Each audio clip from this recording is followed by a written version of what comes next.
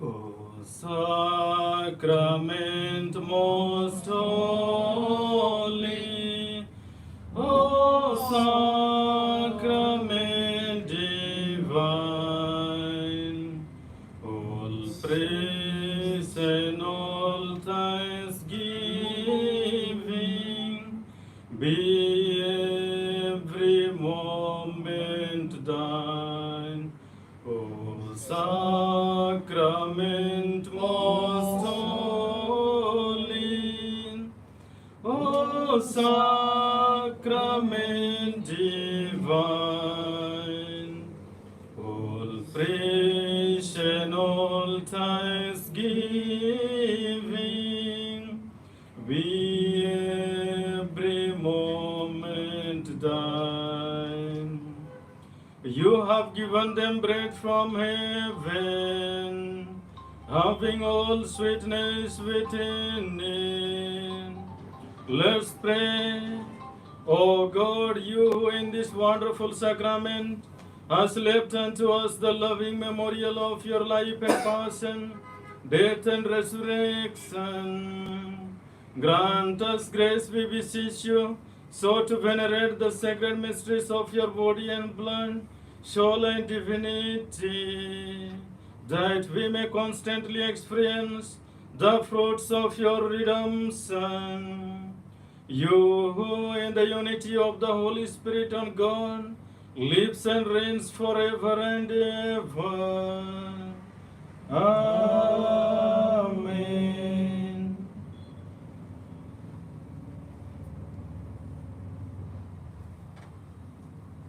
May the Eucharistic Lord bless you, the Father and the Son and the Holy Spirit. Amen.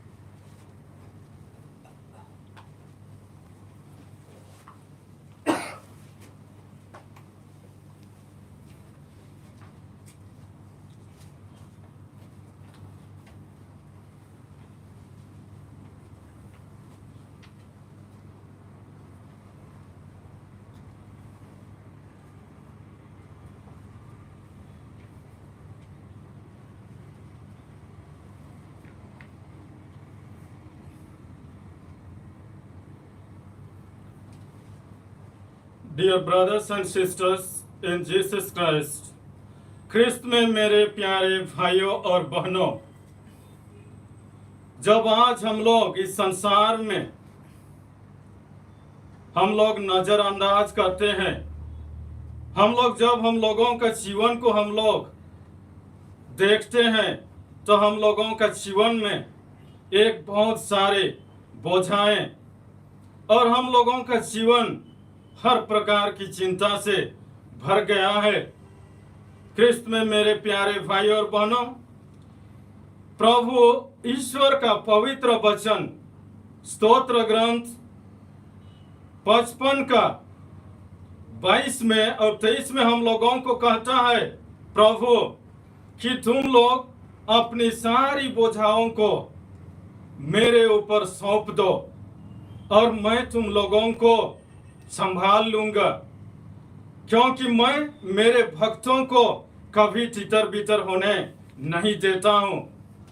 और दूसरी ओर हम लोगों को संत पेतरुस अपना पत्र में अध्याय 5 का 7 में कहते हैं, तुम लोग अपना जीवन की सारी चिंताओं को मेरे ऊपर सौंप दो, मैं तुम लोगों का सुधि लूंगा।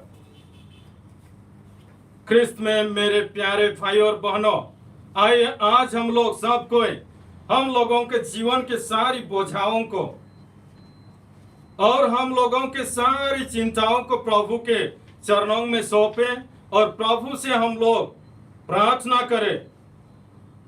आज के सुंदर दिन में आज हम लोगों का एक भाई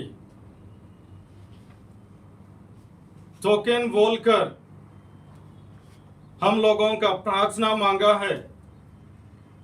आए हम लोग टोकन भाई के माता पिता के लिए हम लोग विशेष रूप से प्रार्थना करेंगे, क्योंकि वह नया नया विवाह का संस्कार ग्रहण किया है।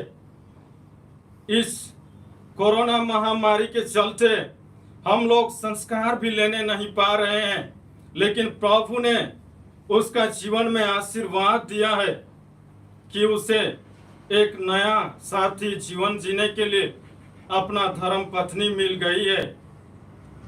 आए हम लोग हमारे भाई टोकन और उसके परिवार के माता पिता भाई बहन और उसकी धर्म पत्नी हुमोनी के लिए हम लोग प्रार्थना करें, ताकि ईश्वर जिस प्रकार उन्हें विवाह के संस्कार में जोड़ लिए हैं, ईश्वर की कृपा को पाकर वो लोग जीवन भर एक सच्चा साथी दुख में सुख में बने रहें और प्रभु के छत्र छाया में रहकर फले फूले, इसके लिए हम लोग प्रार्थना करें।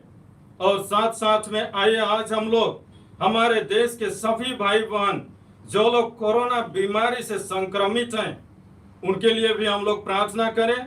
और कोरोना महामारी के रहते रहते और एक बीमारियां, एक वन्य टिड्डियों से हमारे देश के किसान लोग परेशान हैं। एक प्रकार का फेरोसियस यंग वायरस लोकस्ट बोल के और इस संसार में एक आ गया है, और एक विपत्तियां, सारे विपत्तियों को प्रभु के चरणों में हम लोग आए समर्पित करें और हम लोग आज का यह पवित्र मिसा में प्रभु से आशीष और कृपा मांगे। आए हम लोग सब कोई प्रभु की ओर हम लोगों का मन ध्यान को लगाएं। पिता और पुत्र और पवित्र आत्मा के नाम पर आमीन। हमारे प्रभु यीशु ख्रिस्त की कृपा, ईश्वर का प्रेम तथा पवित्र आत्मा का साहचर्य आप सबों को प्राप्त हो। ख्रिस्त में मेरे प्यारे भाई और बहनों, हम अपने पाप स्वीकार करें, जिसे पवित्र बलि चढ़ाने के योग्य हम लोग बन जाएं। हम सब मिलकर बोले, हे भाई और बहनों, मैं सर्वशक्तिमान ईश्वर और आप लोगों के सामने स्वीकार करता हूँ कि मैंने मन वचन कर्म से और अपना कर्तव्य पूरा ना करने से बार बार पाप किया है। मैं अपना दोष स्वीकार करता हूँ, इसलिए मैं धन्य कुमारी मरियम से, सब स्वर्गदूतों, सब संतों और आप लोगों से, हे भाई और बहनों, विनती करता हूँ कि आप लोग मेरे लिए प्रभु ईश्वर से प्रार्थना करें। सर्वशक्तिमान ईश्वर हम लोगों पर दया करे और हमारे पाप क्षमा कर हमको अनंत जीवन प्रदान करें। आमीन। हम प्रार्थना करें। हे सर्वशक्तिमान ईश्वर, तेरी कृपा से हमें पुनरुत्थान का पर्व मनाने का सौभाग्य मिला है। ऐसी कृपा कर कि हम इस महान पर्व के रहस्यों को आत्मसात कर इनके अनुसार जीवन बिता सकें। यह प्रार्थना स्वीकार कर हमारे प्रभु और तेरे पुत्र यीशु ख्रिस्त के द्वारा, जो ईश्वर होकर तेरे तथा पवित्र आत्मा के साथ युगान और युग जीते रहते और राज्य करते हैं। आमीन।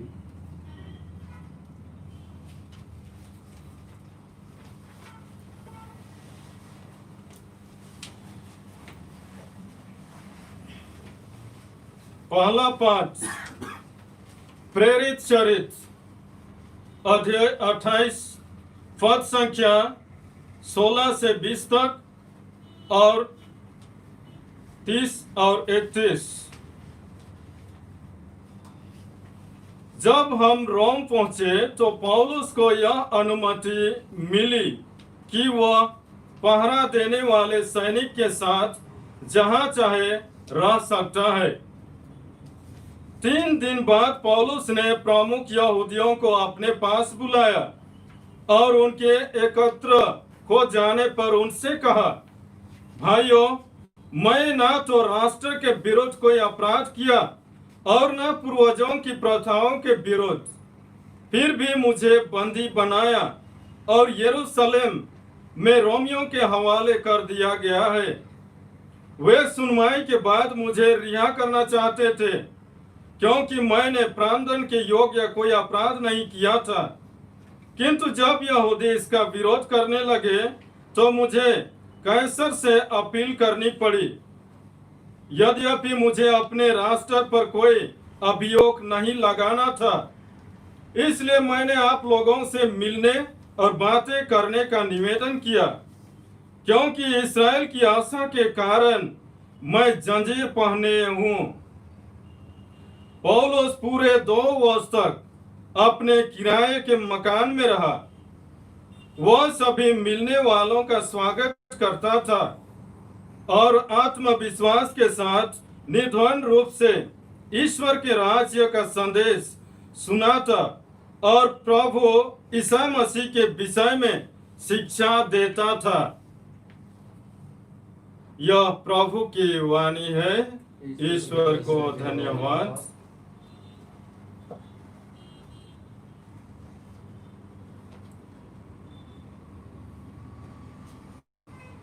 भजन अनुवाक्य। हालेलुया। प्रभु सदा के लिए राज्य करता है। राष्ट्र उसके देश में लुप्त हो गए हैं। प्रभु तूने दरिद्रों का मनोरथ पूरा किया। तूने उन्हें धाड़स बंधा था और उनकी प्रार्थना सुनता है। भजन अनुवाक्य। हालेलुया। तू अनाथ और पद दलितों को न्याय दिलाता है, जिससे कोई निरा मनुष्य उन पर अत्याचार ना करे। भजन अनुवाक्य। हालेलुया।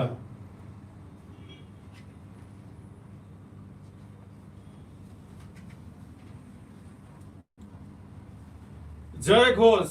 हालेलुया। हालेलुया। जब सत्य का वह आत्मा आएगा तो तुमको पूर्ण सत्य तक पहुंचा देगा और तुम्हें आने वाली बातों के विषय में बताएगा। हालेलुया।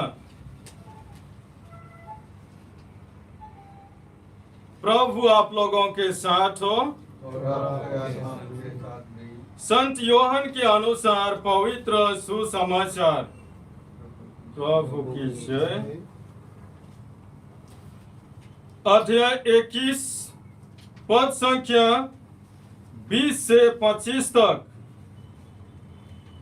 पेतरुस ने मुड़कर उस शिष्य को पीछे पीछे आते देखा जिसे ईसा प्यार करते थे और जिसने ब्यारी के समय उनकी छाती पर झुककर पूछा था, प्रभु, वह कौन है जो आपको पकड़वाएगा? पेतरुस ने उसे देखकर ईसा से पूछा, प्रभु, इनका क्या होगा? ईसा ने उसे उत्तर दिया, यदि मैं चाहता हूं कि यह मेरे आने तक रह जाए तो इससे तुम्हें क्या? तुम मेरा अनुसरण करो। इन शब्दों के कारण भाइयों में यह अफवाह फैल गई कि वह शिष्य नहीं मरेगा। परंतु ईसा ने यह नहीं कहा कि यह नहीं मरेगा, बल्कि यह कि यदि मैं चाहता हूं कि यह मेरे आने तक रह जाए तो इससे तुम्हें क्या? यह वही शिष्य है जो इन बातों का साक्ष्य देता है और जिसने यह लिखा है, हम जानते हैं कि उसका साक्ष्य सत्य है। ईसा ने और भी बहुत से कार्य किए यदि एक एक कर उनका वर्णन किया जाता तो मैं समझता हूँ कि जो पुस्तकें लिखी जाती वे संसार भर में नहीं समा पाती। यह प्रभु का पवित्र सुसमाचार है। ख्रिस्त की जय। ख्रिस्त में मेरे प्यारे भाइयों और बहनों, हम लोग पवित्र धर्म ग्रंथ बाइबल में जब नबी यिर्मयाह के ग्रंथ अध्याय 29 का 11 में पढ़ते हैं तो हम लोग प्रभु के वचन के द्वारा हम लोग जानते हैं कि ईश्वर ने हम सबों के जीवन के लिए एक योजनाएं बनाए रखे हैं। प्रभु का वचन हम लोगों को कहता है, मैं तुम्हारे लिए निर्धारित अपनी योजनाएं जानता हूं, तुम्हारे हित के लिए, अहित के लिए नहीं, और तुम्हारे आशामय भविष्य के लिए, तुम्हारे आशामय भविष्य की योजनाएं। ख्रिस्त में मेरे प्यारे भाई और बहनों, जब हम लोग आज देखते हैं संसार को नजरअंदाज करके, आंखों की दृष्टि को खोलकर देखते हैं तो हम लोग विस्मित होकर सन्न रह जाते हैं। हम लोग सब कोई भयभीत हो गए हैं। सब तरफ महामारी फैल गई है। महामारी के रहते रहते और एक दूसरा टिड्डियां, जिसको कि हम लोग लोकस्ट कहते हैं, फेरोसियस यंग लोकस्ट, एक वन्य टिड्डियां हमारे देश के अंदर घुस गए हैं, जो किसानों के खेतों के फसलों को बर्बाद कर दे रहे हैं। और कहीं कहीं पर हम लोगों को इंटरनेट के माध्यम से, पत्रों के माध्यम से, अखबारों के माध्यम से सूचना दिया जाता है कि वे मनुष्यों को भी वो लोग अटैक करते हैं, मनुष्यों को भी वो लोग तबाह कर दे रहे हैं। इस प्रकार की सारी जीवन की बोझाएं और हमारे जीवन में इस प्रकार की चिंताएं और अत्याचार और दुख और कष्ट का सामना करना पड़ रहा है। क्या यही ईश्वर की ओर से हम लोगों के जीवन के लिए योजना है? प्रभु कहते हैं, मैं तुम्हारे हित के लिए, अहित के लिए नहीं, मैं तुम लोगों के आशामय भविष्य की योजनाएं बनाया हूं बोलकर। जब इस प्रकार की समस्याओं को हम लोग देखते हैं हमारे जीवन में, तो हम लोगों को लगता है कि अब हम लोगों को प्रभु ईश्वर ने छोड़ दिए हैं, प्रभु ईश्वर ने त्याग दिए हैं। ख्रिस्त में मेरे प्यारे भाई और बहनों, जो प्रभु ईश्वर हम लोगों को अपनी इच्छा, अपनी उद्देश्य के अनुसार सृष्टि किए हैं, उन्होंने हम लोगों को बोल के गए हैं, भले आप लोगों का माता पिता छोड़ देंगे, लेकिन मैं तुम लोगों को नहीं छोड़ूंगा, मैं तुम लोगों को नहीं त्यागूंगा। लेकिन हम लोग वही ईश्वर का पुत्र पुत्री होने के नाते उसकी पूजा नहीं करते हैं, उसके नियमों का पालन नहीं करते हैं, उससे हम लोग प्रेम नहीं करते हैं। इसीलिए ईश्वर ने पहले से ही पुराने धर्म ग्रंथ के नबियों से कहते आए हैं। हम लोग इतिहास ग्रंथ, दूसरा इतिहास का ग्रंथ अध्याय 6 और 7 में हम लोग राजा सुलेमान के विषय में हम लोग पढ़ते हैं। राजा सुलेमान को ईश्वर ने स्पष्ट रूप से बोल दिए थे, यदि तुम मेरी पूजा नहीं करोगे, मेरी आज्ञाओं का पालन नहीं करोगे, कि मुझसे प्यार नहीं करोगे, प्रेम नहीं करोगे, तो मैं तुम्हारे देश में महामारियों को भर दूंगा। मैं तुम्हारे देश में ऐसी वन्य टिड्डियों को भेजूंगा जो तुम्हारे खेतों के फसल को खाकर, तुम्हारे खेतों के फसल को चाट कर खत्म कर देंगे। ईश्वर की योजना हम लोगों के लिए उसके साथ रहने और उसके साथ जीने के लिए कितना आशामय भविष्य की योजनाएं ईश्वर ने हम लोगों के लिए बनाए हैं। अपनी इच्छा के अनुसार, उद्देश्य के अनुसार, समय के अनुसार, जहां हम लोगों के जिंदगी में ना तो इस प्रकार का कष्ट सहना पड़ता, ना तो इस प्रकार का दुख सहना पड़ता, लेकिन हम लोग जो ईश्वर कहते हैं वो ईश्वर का हम लोग आज्ञाओं का पालन नहीं करते हैं, ईश्वर से हम लोग प्रार्थना नहीं करते हैं। मैं सोचता हूं इसीलिए आज ईश्वर हम लोगों को अपने पास लाने के लिए, अपने पास बुलाने के लिए हर प्रकार की दुख विपत्ति हम लोगों के जीवन में बरसाते रहते हैं, भेजते रहते हैं। जब भी दुख तकलीफ आता है तो हम लोग प्रभु प्रभु बोलकर पुकारते हैं, और जब हम लोगों का जीवन में सब ठीक रहता है हम लोग प्रभु को भूल जाते हैं। इसलिए आए, जब हम लोग इन दुखों और कष्टों और इन महामारियों और टिड्डियों के रहते रहते हम लोगों का जीवन में तितर बितर हो गए हैं, हम लोगों का जीवन में हम लोग टूट गए हैं, हम लोगों का जी को घबराने ना दें, क्योंकि प्रभु ईसा मसीह हम लोगों को साफ साफ कहकर गए हैं। संत योहन के सुसमाचार अध्याय 14:1 में पढ़ते हैं कि तुम लोगों का जी घबराए नहीं, तुम लोग ईश्वर में विश्वास करो और मुझ में भी विश्वास करो।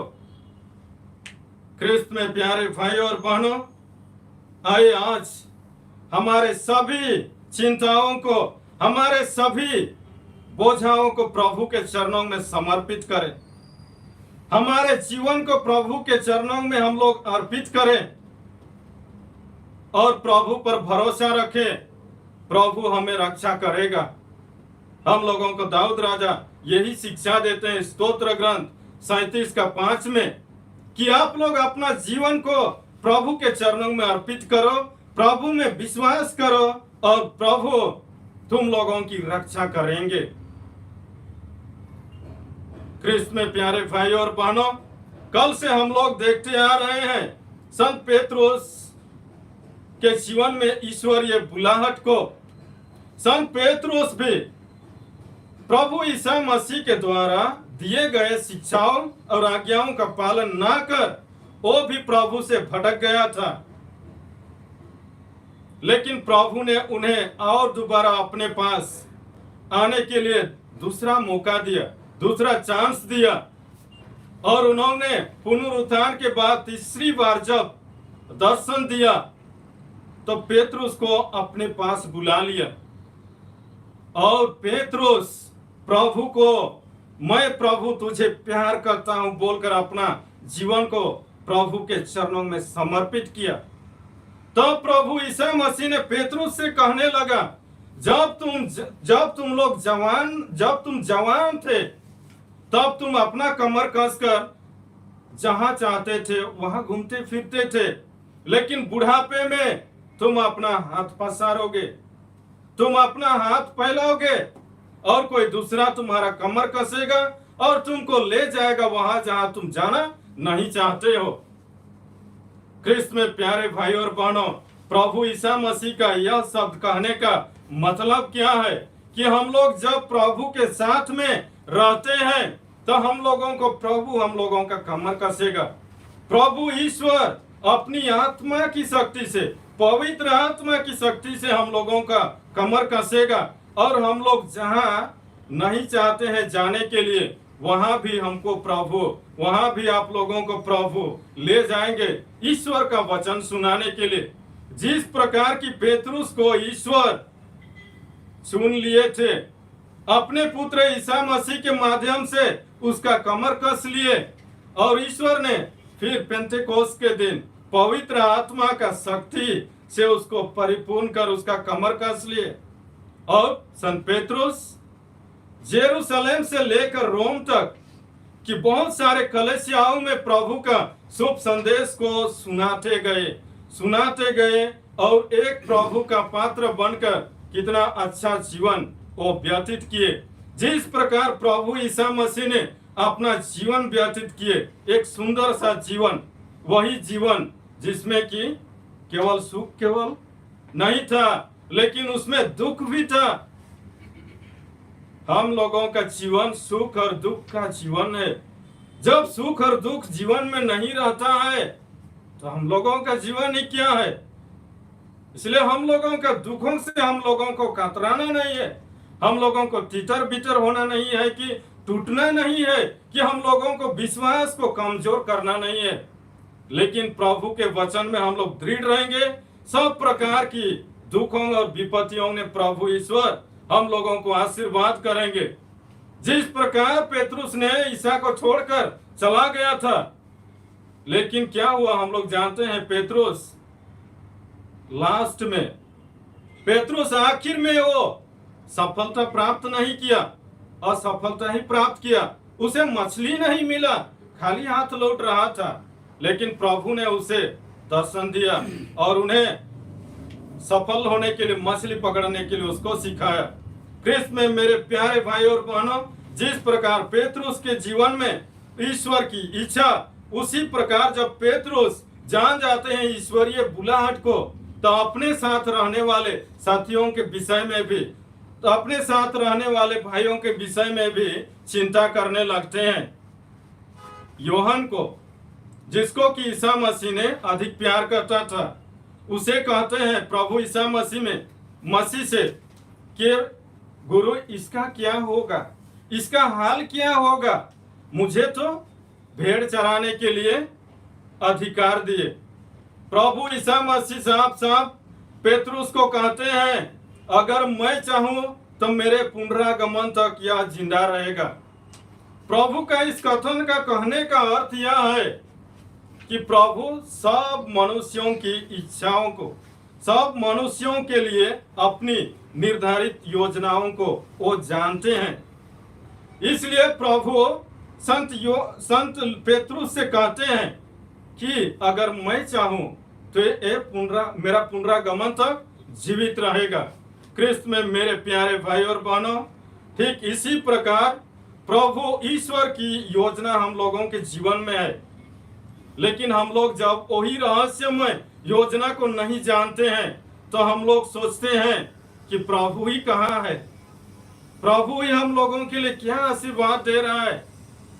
अगर हम लोग प्रभु के वचनों पर दिन रात मनन चिंतन करेंगे, उनकी आज्ञाओं का पालन करेंगे, प्रभु के साथ रहेंगे, तो प्रभु ईश्वर जरूर हमारे इस अपनी योजना जो रहस्यमय है उसे प्रकट करेंगे। इसीलिए नबी जेरेमियस को प्रभु ईश्वर ने अध्याय 33 का 3 में हम लोग देखते हैं कहते हुए, यदि तुम मुझे पुकारोगे तो मैं तेरी पुकार को सुनूंगा और तुम्हें ऐसी रहस्यमय बातें बताऊंगा जिसे कि तुम नहीं जानते हो। उसी प्रकार राजा सुलेमान को दूसरा इतिहास का ग्रंथ अध्याय 7 का 14-15 में प्रभु ईश्वर कहते हैं, ईश्वर कि यदि मेरी अपनी चुनी हुई प्रजा मुझसे प्रार्थना करेगी, मेरा दर्शन करना चाहेगी और अपना कुमार्ग छोड़ देगा, तो मैं स्वर्ग से उसका प्रार्थना सुनूंगा, उन्हें उनके पापों को मिटा दूंगा, पापों से क्षमा करूंगा और उनके देश को मैं आशीर्वाद प्रदान करूंगा। क्रिस्त में मेरे प्यारे भाई और बहनों, आइए आज हमारे लिए, सबों के लिए, हम लोगों का पुण्य पिता पोप फ्रांसिस शाम के समय विशेष रूप से माता मरियम की मध्यस्थता लेते हुए आज प्रार्थना करेंगे और वो प्रार्थना करते आ रहे हैं।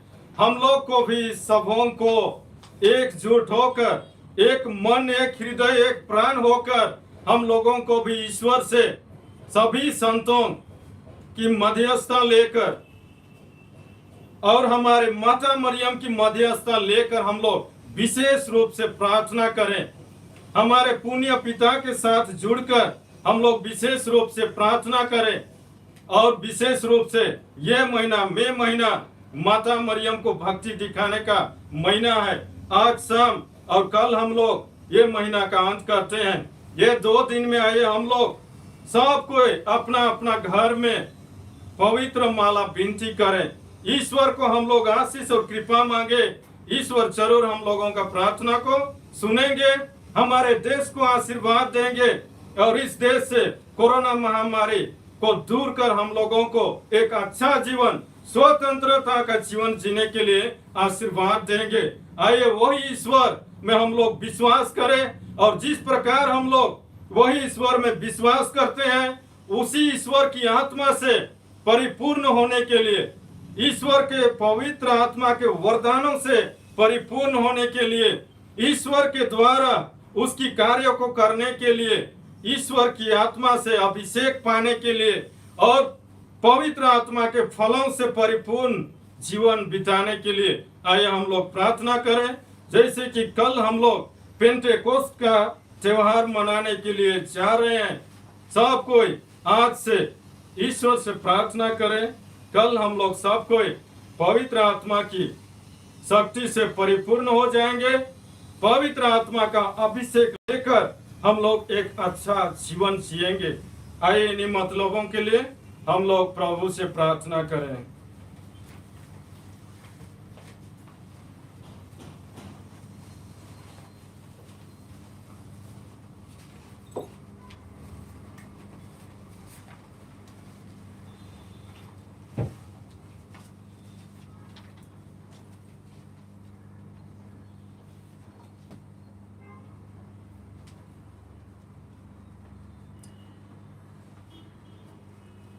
धन्य है तू विश्वमंडल के प्रभु ईश्वर, यह रोटी जिसे हम तुझे चढ़ाते हैं हमें तेरी ही उदारता से मिली है।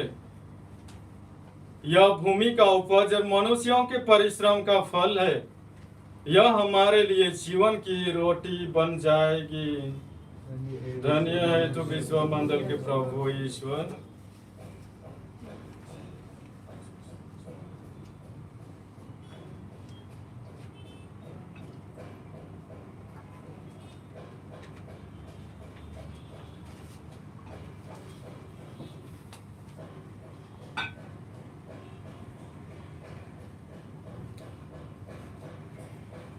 धन्य है तू विश्वमंडल के प्रभु ईश्वर।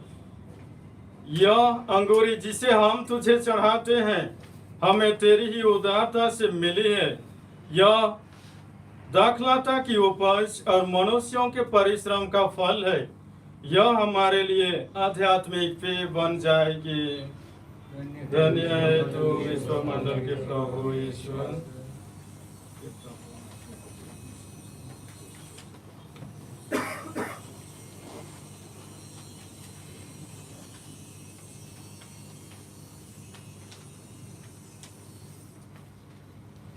भाई और बहनों, प्रार्थना कीजिए कि सर्वशक्तिमान पिता ईश्वर मेरा और आप लोगों का यह बलिदान ग्रहण करें। प्रभु अपने नाम की स्तुति तथा महिमा के लिए समस्त पवित्र कलीसिया के लाभ के लिए आपके हाथों से यह बलिदान ग्रहण करें। हे प्रभु, पवित्र आत्मा आकर हमारे हृदय को यह बलिदान चढ़ाने के योग्य बना दे, क्योंकि इसी के द्वारा हमें पाप क्षमा मिलती है। हमारी यह प्रार्थना सुन ले प्रभु ख्रिस्त के द्वारा, आमीन। प्रभु आप लोगों के साथ हो और आप आत्मा के साथ भी। प्रभु में मन लगाइए। हम अपने प्रभु ईश्वर को धन्यवाद दें। यह उचित और आवश्यक है। हे पूज्य पिता, यह परम उचित है कि हम सदा और सर्वत्र अपने प्रभु ख्रिस्त के द्वारा तुझे धन्यवाद दें। इन्होंने अपने पुनरुत्थान के बाद सब शिष्यों को दर्शन दिए तथा उनके देखते देखते स्वर्ग में चले गए कि हम इनके ईश्वरीय जीवन के सहभागी बन सकें। इसलिए पस्का के आनंद से विभोर होकर विश्व का कोना कोना उमंग से फुला नहीं समाता है और स्वर्ग के समस्त दूतगण तेरी स्तुति करते हुए निरंतर एक स्वर से कहते हैं, पवित्र पवित्र प्रभु विश्वमंडल के ईश्वर,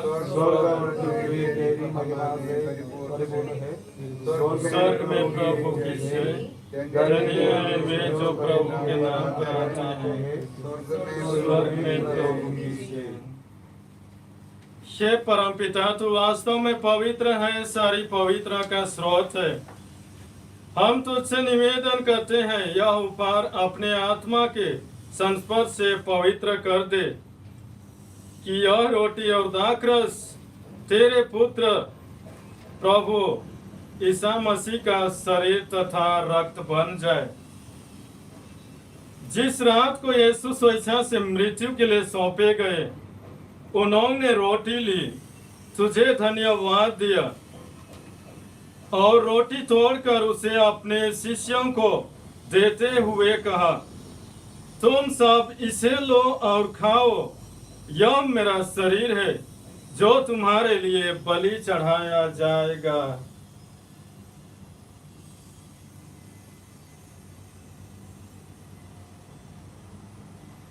इसी भांति भोजन के बाद उन्होंने कटोरा लिया, तुझे धन्यवाद दिया और उसे अपने शिष्यों को देते हुए कहा, तुम सब इसे लो और पियो, यह मेरे रक्त का कटोरा है, नवीन और अनंत गौस्थान का रक्त, जो तुम्हारे और बहुतों की पापों की क्षमा के लिए बहाया जाएगा। तुम मेरी स्मृति में यह किया करो।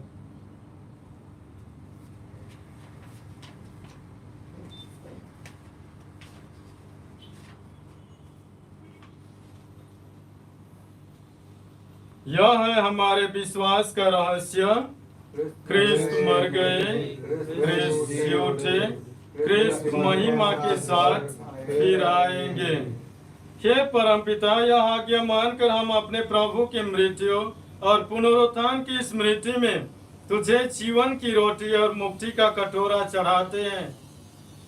हम तुझे धन्यवाद देते हैं क्योंकि तूने हमें अपने सम्मुख उपस्थित होने और तेरी सेवा करने का यह सौभाग्य प्रदान किया है। हमारा नम्र निवेदन है कि हम सब जो ख्रिस्त का शरीर तथा रक्त ग्रहण करते हैं, पवित्र आत्मा के द्वारा एकता के सूत्र में बंधे रहें। प्रभु और हमारे संत पिता फ्रांसिस, हमारे कार्डिनल जॉर्ज एलेंशेरी और आंद्रियस हमारे धर्माध्यक्ष और सभी याजकों के साथ विश्व भर में फैली अपने कलीसिया की सुधि लें तथा इसे प्रेम में सिद्ध बना दे। हे प्रभु, हमारे उन भाई बहनों की भी सुधि ले जो पुनरुत्थान की आशा में परलोक सिधार चुके हैं। उन्हें और सभी मृतकों को अपने पुण्य दर्शन का सौभाग्य प्रदान कर हम सब पर दया दृष्टि डाल कि हम भी अनंत जीवन के सौभागी बने और ईश्वर की माता धन्य कुमारी मरियम, प्रेरित गण और सब संतों के साथ जो युग युग में तेरे विश्वस्त सेवक सेविकाएं बने रहें, तेरा स्तुति गान कर सके। तेरे पुत्र यीशु ख्रिस्त के द्वारा।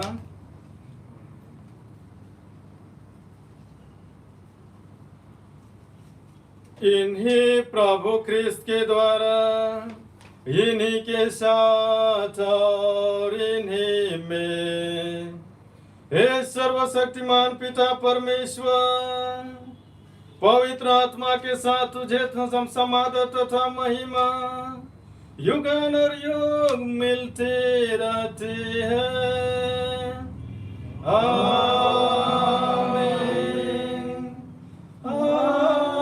आमीन, आमीन।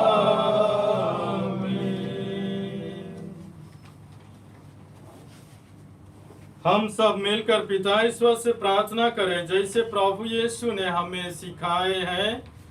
हे हमारे पिता, तू जो स्वर्ग में है, तेरा नाम पवित्र किया जाए, तेरा राज्य आए, तेरी इच्छा जैसे स्वर्ग में है वैसे इस पृथ्वी पर भी पूरी हो। हमारा प्रतिदिन का आहार आज हमें दे और हमारे अपराध हमें क्षमा कर जैसे हम भी अपने अपराधियों को क्षमा करते हैं, और हमें परीक्षा में न डाल परंतु बुराई से बचा। हे प्रभु, हम तुझसे प्रार्थना करते हैं सभी बुराइयों से हमें बचा और इस जीवन में हमें कृपा पूर्वक शांति प्रदान कर। हम तेरी दया से सदा पाप से दूर और हर विपत्ति से सुरक्षित रहें और उस दिन की प्रतीक्षा करते रहें जब हमारे मुक्तिदाता यीशु ख्रिस्त फिर प्रकट होकर हमारी मंगलमय आशा पूरी करेंगे, क्योंकि तेरा राज्य, तेरा सामर्थ्य और तेरी महिमा अनंत काल तक बनी रहती है। हे प्रभु यीशु ख्रिस्त, तूने अपने प्रेरितों से कहा है, मैं तुम्हारे लिए शांति छोड़ जाता हूँ, अपनी शांति तुम्हें प्रदान करता हूँ।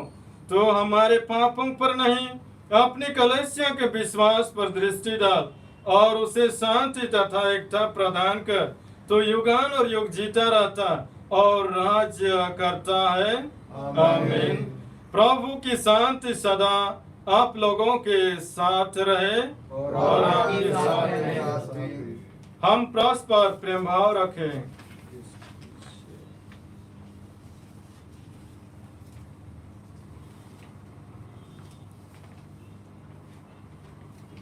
हे ईश्वर के मेमने, तुम संसार के पाप कर लेते हैं, हम पर दया कर।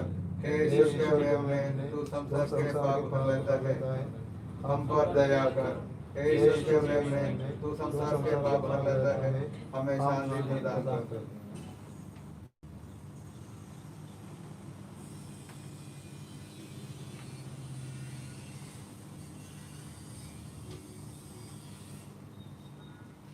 देखिए ईश्वर का मेमना जो संसार के पाप पर लेता है।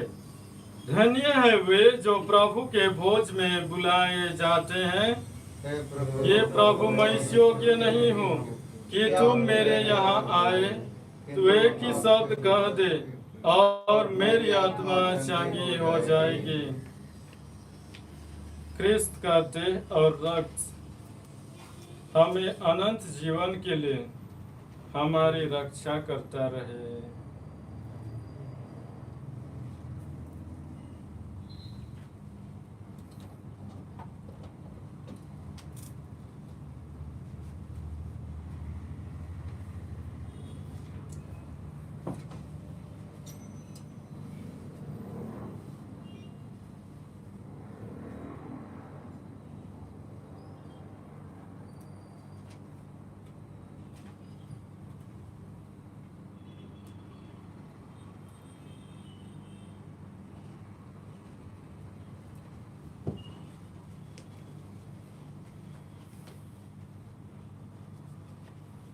क्रिस्त का देह और रक्त,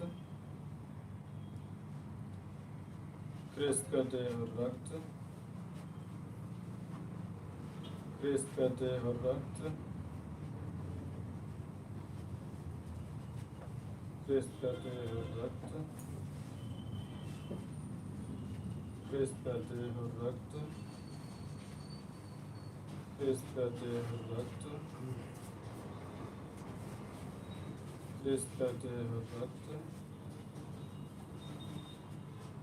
क्रिस्त का देह और रक्त, क्रिस्त का देह और रक्त, क्रिस्त का देह और रक्त।